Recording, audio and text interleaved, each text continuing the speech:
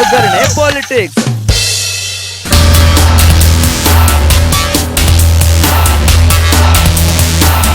ನಮಸ್ಕಾರ ನಮಸ್ಕಾರ ನಮಸ್ಕಾರ. ನೀವೆಲ್ಲರಿಗೂ ನಮ್ಮ ಇವತ್ತಿನ ನ್ಯೂಸ್ 18 ಕನ್ನಡದ ಒಗ್ಗರಣೆ ಪಾಲಿಟಿಕ್ಸ್ ಕಾರ್ಯಕ್ರಮಕ್ಕೆ ಸ್ವಾಗತ ಸುಸ್ವಾಗತ. ಎರಡನೇ ಮುರಳಿ, ಎಲ್ಲಿಗೆ ಬಂದಿದ್ದೀರಾ? ಬೆಂಗಳೂರಿನ ಮೆಜೆಸ್ಟಿಕ್ಗೆ ಬಂದಿದ್ದೀನಿ, ಬಸ್ ಸ್ಟ್ಯಾಂಡಿಗೆ ಬಂದಿದ್ದೀನಿ. ಬಸ್ ಸ್ಟ್ಯಾಂಡಿನ ಜನಗಳು ಓಡೋ ರಸ್ತೆಯಲ್ಲಿ ನಿಂತಿದ್ದೀನಿ. ಸಿಕ್ಕಾಪಟ್ಟೆ ನಮ್ಮ ಸ್ನೇಹಿತರುಗಳಿದ್ದಾರೆ, ಮೈಸೂರಿನ ಸ್ನೇಹಿತರಿದ್ದಾರೆ, ಕಾಲೇಜ್ ಬಂಕ್ ಹೊಡೆದು ಹೋಗ್ತಾರಂಥ ಹುಡುಗರಿದ್ದಾರೆ, ಕಾಲೇಜ್ ಮುಗಿಸ್ಕೊಂಡ್ಬರ್ತಾರಂಥ ಹುಡುಗಿರಿದ್ದಾರೆ. ಇವರೆಲ್ಲ ಸೇರಿಸಿ ರಾಜ್ಯದ ಸ್ಥಿತಿಯ ಬಗ್ಗೆ ಮಾತಾಡೋಣ ಅನ್ಕೊಂಡಿದ್ದೀವಿ. ಸರ್ ನಮಸ್ಕಾರ.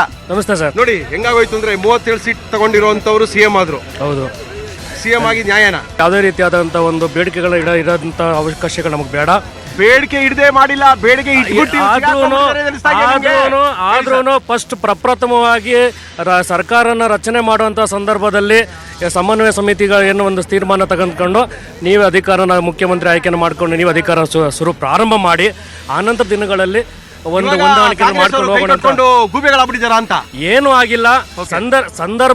ಸಂದರ್ಭ ಅನುಗುಣವಾಗಿ ಮುಂದುವರ್ಕೊಂಡು ಹೋಗ್ಬೇಕು. ಮತ್ತೆ ಮುಂಬರುವಂತ ಲೋಕಸಭಾ ಚುನಾವಣೆಯಲ್ಲಿ ಹೊಂದ್ಕೋಬೇಕು ಅನ್ನೋ ದೃಷ್ಟಿಯಲ್ಲಿ ಪಕ್ಷ ಇವತ್ತು ಏನೂ ಆಗದೆ ಕೈ ಕೊಟ್ಕೊಂಡು ಕೂತ್ಬಿಟ್ಟಿದ್ಯಾ? ಇಲ್ಲ, ಏನೂ ಆಗಿಲ್ಲ, ಏನು ಆಗೋದು ಇಲ್ಲ. ಕಾಂಗ್ರೆಸ್ ಮತ್ತೆ JDS ಅವರು ಒಮ್ಮತವಾಗಿ ಈಗ ಸದ್ಯದಲ್ಲಿ ಸುಭದ್ರವಾಗಿ ನಡೀತಾ ಇದೆ. ಖಂಡಿತ ಏನು ಪ್ರಾಬ್ಲಮ್ ಆಗಲ್ಲ, ಆಗೋದು ಇಲ್ಲ. ಓಕೆ, ಕರ್ನಾಟಕದಲ್ಲಿ ಸರ್ಕಾರ ತುಂಬಾ ಚೆನ್ನಾಗಿ ನಡೀತಾ ಇದೆಯಾ? ತುಂಬಾ ಚೆನ್ನಾಗಿ. ಹೌದು, ಕುಮಾರಸ್ವಾಮಿ ಒಳ್ಳೆ ಆಡಳಿತ ಕೊಡ್ತಾ ಇದ್ದಾರೆ.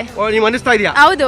ಓಕೆ, ಈ ಒಳ್ಳೆ ಆಡಳಿತ ಕೊಡೋ ನೆಪದಲ್ಲಿ ಕಾಂಗ್ರೆಸ್ ಅವ್ರು ಏನೋ ಅಯ್ಯೋ ನಮ್ ಕೈಲಿ ಏನು ಮಾಡಕ್ ಆಗ್ತಾ ಇಲ್ವೇ, ಕೈ ಕಟ್ಕೊಂಡಿರೋ ಪರಿಸ್ಥಿತಿ ಬಂದ್ಬಿಟ್ಟಿದೆ ಅಂತ ಅನಿಸ್ತಾ ಇದೆಯಾ? ಹಂಗೇನ್ ಅನ್ನಿಸ್ತಾ ಇಲ್ಲ.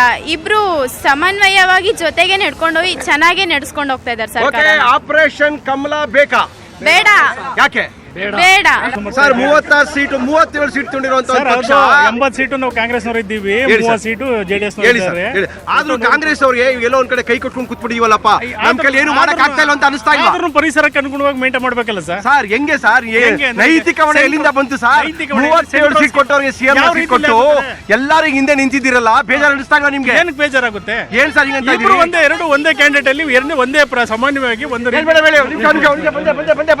ಯಡಿಯೂರಪ್ಪ ಅವರು ಜಾಸ್ತಿ ಸೀಟ್ ಬಂದಿದ್ರು, ಬಟ್ ಮೋಸ ಮಾಡಿ ಯಾಕೆ CM ಆಗಕ್ ಹೊರಟ್ರು? ಏನ್ ಮೋಸ ಮಾಡಿದ್ರು ಅವ್ರು? ಯಾಕೆ ಹೋಗ್ಬಿಟ್ಟು CM ಆಗಕ್ ಹೊರಟ್ರು? ಜಾಸ್ತಿ ಸೀಟ್ ಬಂದಿತ್ತು, ಹೌದು. ಅವ್ರು ನ್ಯಾಯಯುತವಾಗಿ ಕೇಳಿದ್ರೆ JDS ಅವ್ರು ಒಪ್ಕೊಂತ ಇದ್ರು ಏನೋ, ಅವ್ರು ಯಾಕೆ ಹೋಗಿ CM ಆಗ್ಬೇಕಿತ್ತು? ರೈತರ ಸಾಲ ಮನ್ನಾ ಮಾಡಿದ್ ಕುಮಾರಸ್ವಾಮಿ ಅವರು ಹೇಳಿ ಅಲ್ವಾ ಸರ್? ಸಿದ್ದರಾಮಯ್ಯರು ಮಾಡಿದ್ರು. ಆದ್ರೆ 6,000 ರೂಪಾಯಿ ಒಬ್ಬ ರೈತನ ಅಕೌಂಟ್ ಹಾಕ್ತಿವಿ ಅಂತ ಮೋದಿ ಅವರು ಹೇಳ್ತಾ ಇದ್ದಾರೆ. ಎಲ್ ತಂದು ಹಾಕೊಟ್ಟಾರಂತೆ 6,000 ಕೋಟಿನ? 6,000 ಏನ್ ಕೆಟ್ಕದು ಸರ್? ಅದು ಏನು ಇಟ್ಕಲ್ಲ ಅಂತೀರಾ? ಏನಕ್ಕೂ ಆಗಲ್ಲ. ಅದು ಸಾಲ ಮನ್ನಾ ಮಾಡಿದ್ ಕುಮಾರಸ್ವಾಮಿ ಓಕೆನಾಗಿದ್ರೆ? ಕುಮಾರಸ್ವಾಮಿ ಸಾಲ ಮನ್ನಾ ಮಾಡಿದ್ದು ಸಾಮಾನ್ಯವಾಗಿ ಒಳ್ಳೇದೇ, ಅದು ರೈತರಿಗೆ ಅನುಕೂಲ ಆಗಿದೆ. 6,000 ಹಾಕಿದ್ರೆ ಒಳ್ಳೇದಲ್ಲ. 6,000 ಏನ್ ಕೆಟ್ಕದು ಸರ್? ಅದು ಯಾವ್ದಕ್ಕೂ ಸಾಲ ಏನ್ಕಾಗುತ್ತೆ? ಅದು 6,000 ಕಡಿಮೆ ಅಮೌಂಟ್ ಅಂತ ಮಾಡ್ಬೇಕು. ಬಡವ್ರಿಗೆ ಏನಾದ್ರು ಏನ್ ಮಾಡ್ಬೇಕು? ಬಡವ್ರಿಗೆ ಒಂದು ಸೈಟ್ ಮಾಡಿಕೊಟ್ಟವ್ರ, ಒಂದು ಮನೆ ಮಾಡಿಕೊಟ್ಟವ್ರ, ಏನ್ ಮಾಡಿದ್ದಾರೆ ಬಡವ್ರಿಗೆ? ಸೈಟು ಮನೆ ಯಡಿಯೂರಪ್ಪನಾಗ್ಲಿ ಕುಮಾರಸ್ವಾಮಿ ಆಗ್ಲಿ ಅಥವಾ ಇವರು ಕರ್ನಾಟಕದವರು ಸಿದ್ದರಾಮಯ್ಯರಾಗ್ಲಿ ಏನ್ ಮಾಡಿಕೊಟ್ಟವ್ರೆ ಬಡವ್ರಿಗೆ? ಏನ್ ಮಾಡಿಕೊಟ್ಟವ್ರೆ? ಮಾಡ್ಕೊಡ್ತೀನಿ ಯಾವ್ದು ಮಾಡಿದ್ದಾರೆ ಬಡವ್ರಿಗೆ? ಯಾವ್ದು ಮಾಡಿಲ್ಲ. ಹೇಳ್ತಾರೆ ದೊಡ್ಡದಾಗಿ ಅಷ್ಟೇ. ಕುಮಾರಸ್ವಾಮಿ ಆಡಳಿತ ಕೊಡ್ತಾ ಇದೆಯಾ? ನಾವು ಯಾವ ರಾಜ್ಯ ಬಗ್ಗೆ ಮಾತಾಡಲ್ಲ. ಹೇಳಿ ಸರ್. ಇದು ಸರ್ಕಾರ ಯಾವ ಸರ್ಕಾರ ಬಂದು ಏನು ನೆಟ್ಟಿಗೆ ಒಂದು ಮಾಡಿಲ್ಲ. ಹೇಳಿ ಸರ್. ನಾವು ದುಡಿಬೇಕಲ್ಲ, ತಿನ್ಬೇಕಷ್ಟೇ. ಹೌದು ಸರ್. ಮಾಮೂಲಿ ನಡೀತಾನೆ ಇದೆ. ಇನ್ನು ರೈತ ಸಾಲ ಮನ್ನಾ ಆಗಿಲ್ಲ. ಮನ್ನಾ ಎಲ್ಲ ಆಗಿದೆ? ಆಗಿಲ್ಲ, ಸ್ವಲ್ಪ ಆಗಿದೆ ಅಷ್ಟೇ, ಫುಲ್ ಎಲ್ಲ ಆಗಿದೆ. ಓಕೆ, ಇವಾಗ ಏನಾಗಿದೆ ಅಂತ ಹೇಳಿದ್ರೆ JDS ಅಂದ್ರೆ ಒಂದು ಕುಟುಂಬ ರಾಜಕಾರಣ ಆಗ್ಬಿಟ್ಟಿದೆ. ಮನೆ ಮಕ್ಕಳು ಮೊಮ್ಮಕ್ಕಳೆಲ್ಲರೂ ಕೂಡ ರಾಜಕೀಯಕ್ಕೆ ಬಂದ್ಬಿಟ್ಟಿದ್ದಾರೆ. ಸಾಮಾನ್ಯ ಕಾರ್ಯಕರ್ತರು ಏನ್ ಮಾಡ್ಬೇಕು ಅಂತ ಕೇಳ್ತಾ ಇದ್ದಾರೆ ಸಾಕಷ್ಟು ಜನ. ಇದಕ್ಕೇನ್ ಹೇಳ್ತೀರಾ ಸರ್? ಏನಣ್ಣ, ರೈತರು ಒಳ್ಳೇದ್ ಮಾಡ್ತಾರೆ ಸಾಕಣ್ಣ. ನಾವು ರೈತರ ಮಕ್ಕಳಣ್ಣ. ವೋಟ್ ಮಾಡೋರು ಸರಿಯಾಗಿ ತಿಳ್ಕೊಡ್ರು, ಎಲ್ಲಾದ್ರ ಬಗ್ಗೆ, ದೇಶದ ಬಗ್ಗೆ ತಿಳ್ಕೊಡ್ರು. ಸ್ವಲ್ಪ ಏನ್ ತಿಳ್ಕೊಬೇಕು ಹೇಳಿ? ರೈತರ ಬಗ್ಗೆ ಮಾಡ್ತಾರೆ. ಕುಮಾರಸ್ವಾಮಿ ಅವ್ರು ಹೇಳ್ಬೇಕಂದ್ರೆ ಎಲ್ಲಿ ಉತ್ತಮ ಆಡಳಿತ ಮಾಡ್ತಾ ಇದಾರೆ. ಒಂದನೇದಾಗಿ ಕುಟುಂಬ ರಾಜಕಾರಣ ಒಳ್ಳೇದು ಅಂತೀರಾ? ಕುಟುಂಬ ರಾಜಕಾರಣ ನೆಕ್ಸ್ಟ್ ಬರ್ತಾನೆ. ಎರಡನೇದು 48,000 ಕೋಟಿ ರೈತರ ಸಾಲ ಇತ್ತು. ಓಕೆ 48,000 ಕೋಟಿಯಲ್ಲಿ ಮೇ ಬಿ 1 ವರ್ಷದಲ್ಲಿ ಎಷ್ಟು ಸಾಧ್ಯನೋ ಅಷ್ಟು ಬಗೆಹರಿಸಿದ್ದಾರೆ. ಕೋಆಪರೇಟಿವ್ ಸೊಸೈಟಿಯಲ್ಲಿ ಇರ್ತಕ್ಕಂಥ ಸಾಲ ಬಗೆಹರಿದಿದೆ. ಎರಡನೇದಾಗಿ ಪ್ರಗತಿ ಗ್ರಾಮೀಣ ಬ್ಯಾಂಕ್ಗಳು ಏನು ಕೃಷಿ ಸಂಬಂಧಪಟ್ಟ ಬ್ಯಾಂಕ್ಗಳಲ್ಲಿರ್ತಕ್ಕಂಥ ಸಾಲವನ್ನ ಬಗೆಹರಿಸಲಿಕ್ಕೆ ಪ್ರಯತ್ನದಲ್ಲಿ ಇದು ಮುಗಿದಾದ ಮೇಲೆ ರಾಷ್ಟ್ರೀಕೃತ ಬ್ಯಾಂಕ್ಗಳು ಇರ್ತಕ್ಕಂಥ ಸಾಲ ಮಾನವನ್ನ ಮಾಡ್ತಾ ಇದ್ದಾರೆ. ಒಂದನೇ ವಿಚಾರದಲ್ಲಿ ಕುಮಾರಸ್ವಾಮಿ ಅವರು ವೆಲ್ ಅಂಡ್ ಗುಡ್. ಯಾಕೆಂದ್ರೆ ಈಗ ಬಿಜೆಪಿ ಅವ್ರನ್ನ 18 ಜನ ಆಯ್ಕೆ ಮಾಡಿ ಕಳಿಸಿದ್ದೀವಿ. ಅದು ಜನರ ಅಭಿಪ್ರಾಯ ಆಯ್ಕೆ ಮಾಡಿದ್ದಾರೆ.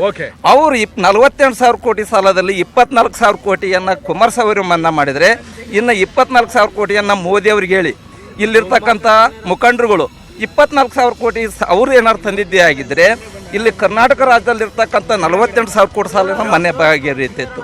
ಆಪರೇಷನ್ ಕಮಲ ಬೇಕಾ ಬೇಡವಾ? ಆಪರೇಷನ್ ಕಮಲ ಬೇಕು ಅಂದ್ರೆ ಕುಮಾರಸ್ವಾಮಿ ಗೌರ್ಮೆಂಟ್ ಬೀಳಿಸ್ಬೇಕಾ? ಏನಕ್ಕೆ ಗೌರ್ಮೆಂಟ್ ಚೆನ್ನಾಗಿ ಕೊಡ್ತಾ ಇದ್ರಲ್ಲ, ಏನಕ್ಕೆ ಬೀಳಿಸ್ಬೇಕು ಕುಮಾರಸ್ವಾಮಿ? ಬೇಕಾಗಿಲ್ಲ ಸರ್, ಯಾಕೆ ಬೇಕಾಗಿಲ್ಲ? ಈಗ ಮೈತ್ರಿ ಸರ್ಕಾರ ಬಂದು ಚೆನ್ನಾಗಿ ನಡೆಸ್ತಾ ಐತೆ, ಸರ್ಕಾರ ನಡೀತಾ ಐತೆ.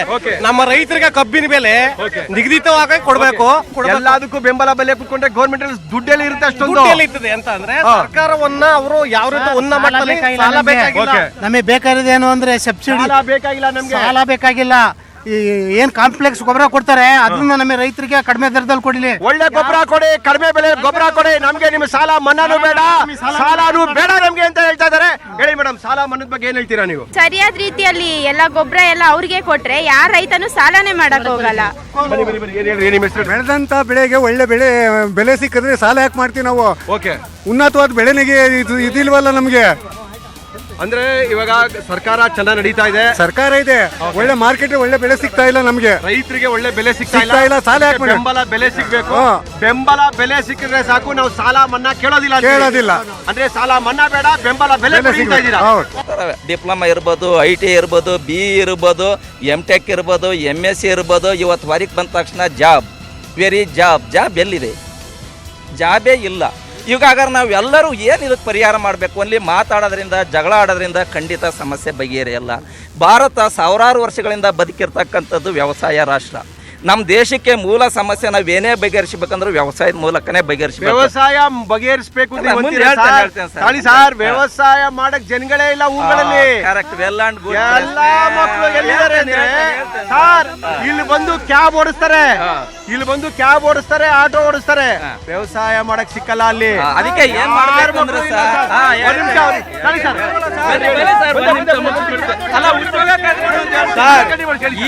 ಈಗನು ಅಟ್ ಪ್ರೆಸೆಂಟ್ 35 ವರ್ಷ ದಾಟಿರೋ ಎಷ್ಟೋ ಜನ ಗಂಡು ಮಕ್ಕಳು ಹಳ್ಳಿಲಿದ್ದಾರೆ.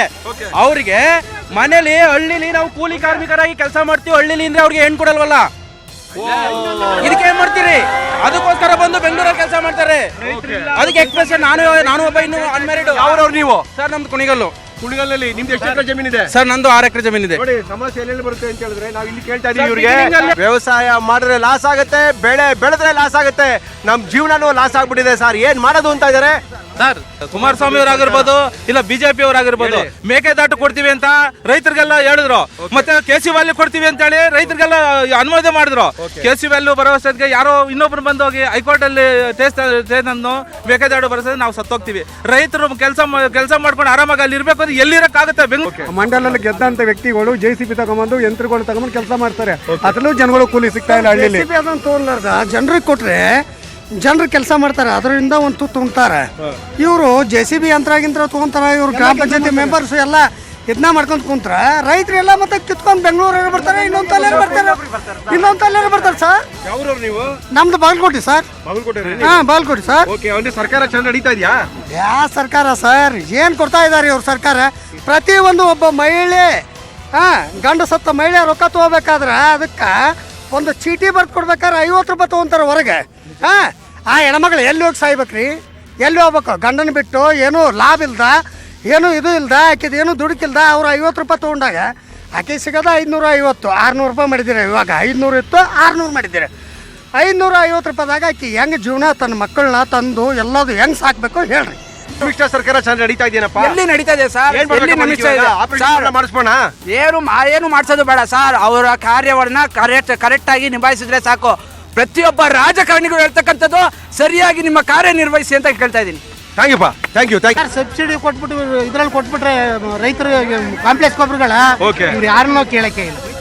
Okay sir. ಒಟ್ಟಾರೆ ಕರ್ನಾಟಕ ಸರ್ಕಾರದಲ್ಲಿ ಮೈತ್ರಿ ಸರ್ಕಾರ ನಡೀತಾ ಇದೆ. ಈ ಮೈತ್ರಿ ಸರ್ಕಾರದಲ್ಲಿ ಕುಮಾರಸ್ವಾಮಿ ಅವರು ಮುಖ್ಯಮಂತ್ರಿ ಆಗಿದ್ದಾರೆ, ಜೊತೆಗೆ ಕಾಂಗ್ರೆಸ್ ಇವರ ಕೈ ಜೋಡಿಸಿದೆ. ಬನ್ನಿ ಹೇಳಿ, ಸರ್ಕಾರ ಚೆನ್ನಾಗಿದೆ ಅಂದ್ರಿ.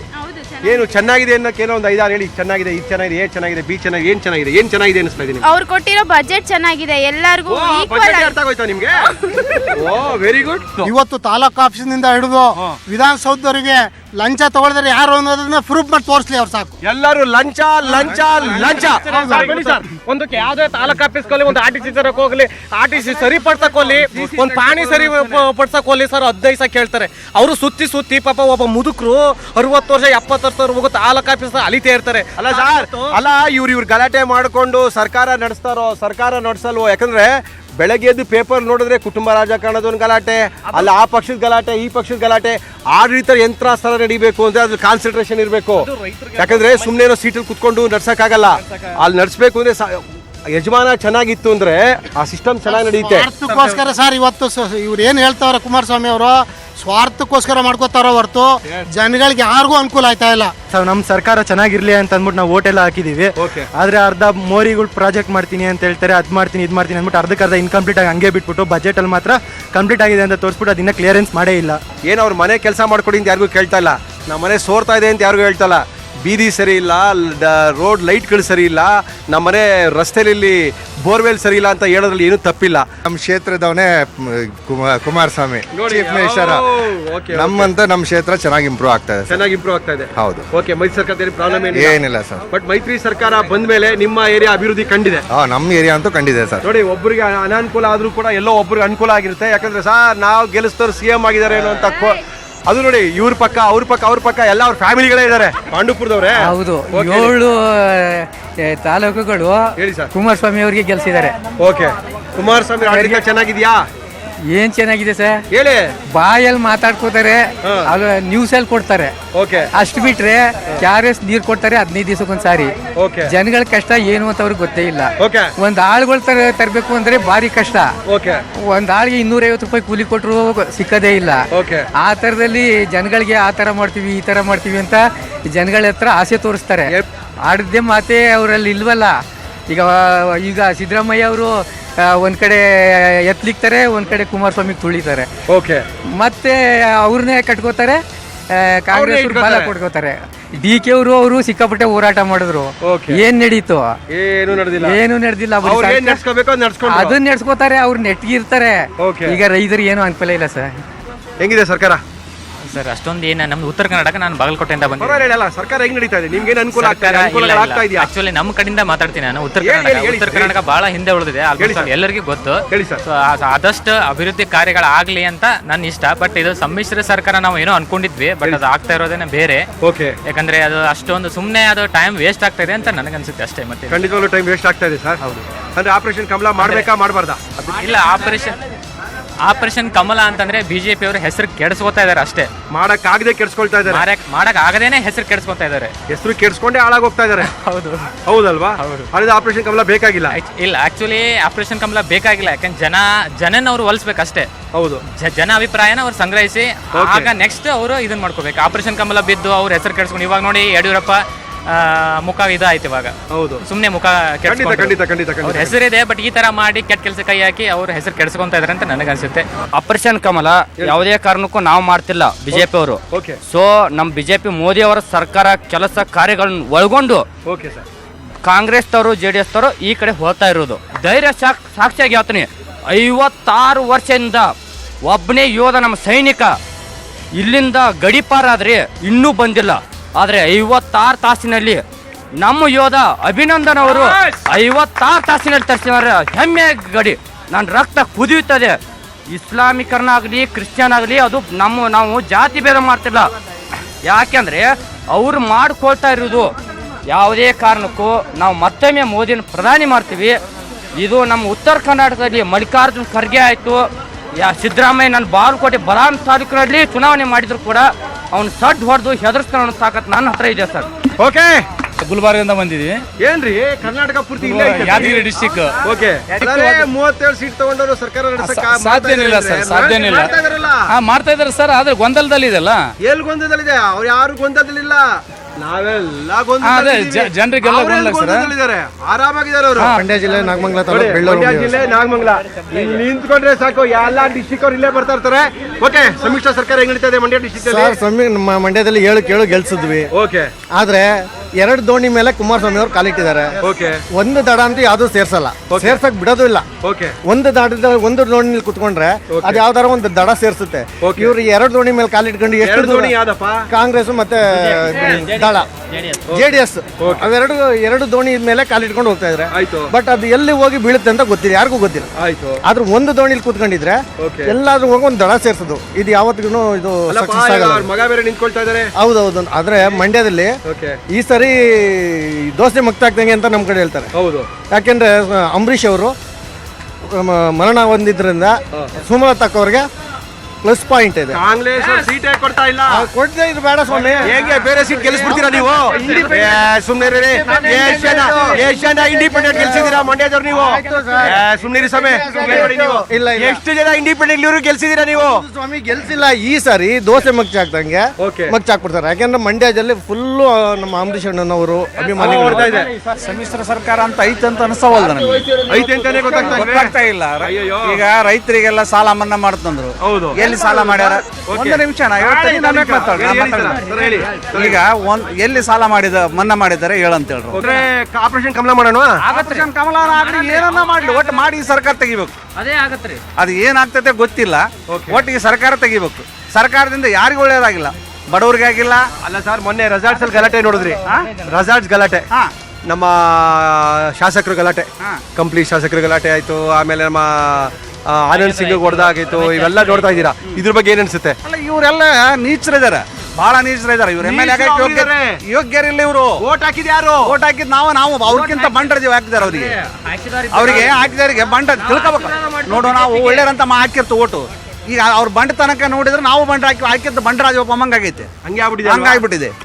ಎಲ್ಲಿ ಹುಡುಕೋದು ಇವರೆಲ್ಲ? ನಾವು ಎಲ್ಲಿ ಹುಡುಕದೇ ಇಲ್ಲ. ರಿಸಾರ್ಟಿಗೆ ಹೋಗ್ಬೇಕು, ಇಲ್ಲಂದ್ರೆ ಫಾರಿನ್ಯಾಗ ಇರ್ತಾರ, ಎಲ್ಲೇನ ಹೋಗಿ ಇರ್ತಾರೆ ಅಷ್ಟೇ. ಒಂದ್ಸಲಿ ರೆಸಾರ್ಟ್ ರಾಜಕೀಯ ಮಾಡಿದ್ರು ಏನ್ ಮಾಡ್ತೀರಿ ಅಂತ ಎಷ್ಟು ಲಕ್ಷ ಹೇಳಿ. ಓಕೆ, ಇವಾಗ ನೀವು ಹೇಳ್ತೀರಾ ಗವರ್ನಮೆಂಟ್ ಚೆನ್ನಾಗಿ ನಡೀತಾ ಇಲ್ಲ, ಹೌದು, ಆಪರೇಷನ್ ಕಮಲಾನು ಮಾಡೋದ್ ಬೇಡ ಅಂತೀರಾ. ಇವಾಗ ರೈತರು ಸಾಲ ಮನ್ನಾ ಆಯ್ತಾ ನಿಮ್ ಕಡೆ? ಆಗಿಲ್ಲ. ಮೋದಿ ಅವರು 6,000 ರೂಪಾಯಿ ಹಾಕ್ಯಾರ, ಬಂತ? ಮಾತಲ್ಲ 100 ಮಾತೇಳಿ ಹೇಳಿ. ನಾವಿದೀವಿ ಸಮ್ಮಿಶ್ರ ಸರ್ಕಾರದಲ್ಲಿ ಏನಾಗಿದೆ ಅಂದ್ರೆ, ಹೇಳಿ ಸರ್. ಒಬ್ಬರು ಖಾಲಿ ಎಳೆಯೋದು ತುಂಬಾ ಹೋಗಿದೆ. ಓಕೆ, ಇಬ್ರು ಅನ್ವನಾಟಿಕೆ ಆಗಿ ಮಾಡ್ಕೊಂಡು ಹೋದ್ರೆ ಸರ್ಕಾರ ಚೆನ್ನಾಗಿರುತ್ತೆ. ಸಮ್ಮಿಶ್ರ ಸರ್ಕಾರ ಅನ್ನೋದು ಇದು ನಮ್ಮನೆ 2 ದೋಣಿನಲ್ಲಿ ಕಾಲಿಟ್ಟಂತ ಸರ್ಕಾರ ಆಗ್ಬಿಟ್ಟೆ ಸರ್. ಓಕೆ, ಅದು ಉದ್ದಿನೇ ಮುಟ್ಟಲ್ಲ ಸರ್. ಅದು MLA-ಗಳಾಗಿರುವಂತವ್ರು, ಮಿನಿಸ್ಟರ್ಗಳಾಗಿರುವಂತವ್ರು ಆ ತರ ಕುಡಿದ್ಬಿಟ್ಟು ಗಲಾಟೆ ಮಾಡ್ಕೊಂಡ್ರೆ ಅಲ್ಲ ಸರ್, ಕೊಡ್ತಿರೋದು ರಾಂಗ್ ಮೆಸೇಜ್ ಅವರಿಗೆ. ಸಾರ್ವಜನಿಕ ಕೊಡ್ತಿರೋದು ರಾಂಗ್ ಮೆಸೇಜ್. ನಾವು ಕುಡಿದು ಬರ್ದಾಡ್ತೀವಿ, ನೀವೆಲ್ಲ ಕುಡಿದು ಬರ್ದಾಡ್ಕೊಂಡ್ರೆ ಆಮೇಲೆ ಕೇಸ್ ನಡೀತದೆ ಅಂತ ಹೇಳ್ತಾರೆ ಅಷ್ಟೇ ಸರ್. ಸರ್, ಸಮ್ಮಿಶ್ರ ಸರ್ಕಾರ ಇರೋ ಬದಲು ನಾವು ಹಾಳಾಗಿ ಹೋಗೋದೇ ಒಳ್ಳೆ. ಏನು ಸುಖ ಇಲ್ಲ ಸರ್, ಏನು ಸುಖ ಇಲ್ಲ ಸರ್. ನಾವು ಹಾಕಿಲ್ಲ ಸರ್, ಬಿಜೆಪಿಗೆ ನಾವು ಹಾಕಿರೋದು. ನಾವು ಹಾಕಿರೋದು ಬಿಜೆಪಿಗೆ ಸರ್. ನನ್ನ ಜೀವಮಾನದಾಗೆ ಹಾಕಿಲ್ಲ ಓಟು. ಕಾಂಗ್ರೆಸ್ಗೆ ಓಟ್ ಹಾಕಿಲ್ಲ. ನಾವು ಬಿಜೆಪಿ ಕಾಂಗ್ರೆಸ್.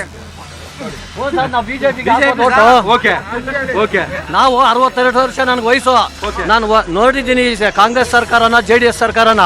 ಏನು ಪ್ರಯೋಜನ ಇಲ್ಲ. ಲೀಡರ್ಶಿಪ್ ಮಾಡೋರು ಯಾರು ರೈತಾಪಿ ಮಾಡೋದಿಲ್ಲ. ಹೌದು, ಹೌದ್ರಾ? ಹೌದೌದು. ಲೀಡರ್ಶಿಪ್ ಮಾಡೋರೆಲ್ಲ ತಗೊಂಡ್ ಬೆಚ್ಚಗಿರ್ತಾರೆ, ಅವ್ರಿಗೆ ಗೊತ್ತಿರುತ್ತೆ ರೂಪರೇಷೆ ಅಂತೇಳಿ.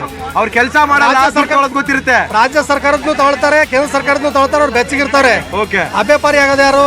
ಸಾಮಾನ್ಯ ರೈತರು, ಗೊತ್ತಿಲ್ಲದೆ ಇರೋಂತವ್ರು, ಕೆಲಸ ಮಾಡದೇ ಇರೋಂತವ್ರು. ಹೇಳಿ ಸರ್. ರೈತಾಪಿ ಕೆಲಸ ಬಹಳ ಪ್ರಾಂಪ್ಟ ಮಾಡ್ತಾವ್ರೆ, ಆದ್ರೆ ಇಲಾಖಾವರು ತಿರ್ಗಾಡೋದು ಅವ್ರಿಗೆ ಗೊತ್ತಿರಲ್ಲ. ಕುಟುಂಬ ರಾಜಕಾರಣ ಬಗ್ಗೆ ಏನ್ ಹೇಳ್ತೀರಿ? ನಾವೇಗೌಡರು ಮನೆಯಲ್ಲಿ ರಾಜಕೀಯನ ಯಾತಕ್ಕೆ ತಗೋತಾ ಇದ್ದಾರೆ ಅಂದ್ರೆ, ಅವರ ಕುಟುಂಬದಲ್ಲಿ ಇರೋಂತ ಎಲ್ಲಾ ಇದುಗಳು ಮುಚ್ಚಾಕೋಸ್ಕರನೇ ಅವ್ರು ಈ ರೀತಿ ಮಾಡ್ಕೊತಾ ಇರೋದು. ನಮ್ಮ ಇವತ್ತಿನ ನ್ಯೂಸ್ 18 ಕನ್ನಡದಲ್ಲಿ ಒಗ್ಗರಣೆ ಪೊಲಿಟಿಕ್ಸ್ ಕಾರ್ಯಕ್ರಮ ಮುಗಿಸ್ತಾ ಇದೀವಿ. ಕಾರ್ಯಕ್ರಮ ನೋಡಿದೀರಾ? ಜಾಲ ನಮ್ಮದು.